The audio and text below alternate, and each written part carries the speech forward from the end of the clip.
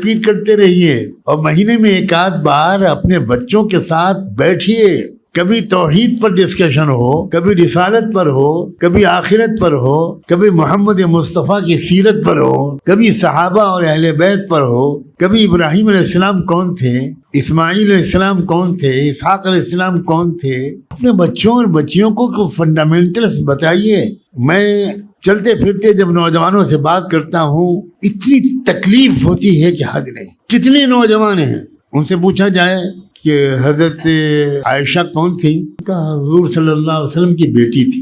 حضرت فاطمہ کون تھی, اکثر لڑکے یہی بتائیں گے کہ حضور کی بیوی تھی. علی گڑھ مسلم یونیورسٹی میں شعبہ دینیات کا ایک زمانے میں ایگزامینر تھا تھیولوجی کا. علی گڑھ مسلم یونیورسٹی میں بنارس ہندو یونیورسٹی کا نام نہیں لے رہا ہوں, علی گڑھ مسلم یونیورسٹی, اور اس میں بی اے کے طلبہ اور طالبات کی کاپیاں دیکھ کر چیخیں مار کے رونے کا دل چاہتا تھا. کچھ نہیں خبر ہمارے بچوں بچیوں کو کہ کعبے کی حیثیت کیا ہے, گنبد خضرا کہاں ہے, مدینے میں کون کون مدفون ہے, مسجد نبوی میں کہ حجرے میں, کچھ خبر نہیں. بدر کی جنگ کب ہوئی تھی, کہاں ہوئی تھی, نہیں معلوم کچھ.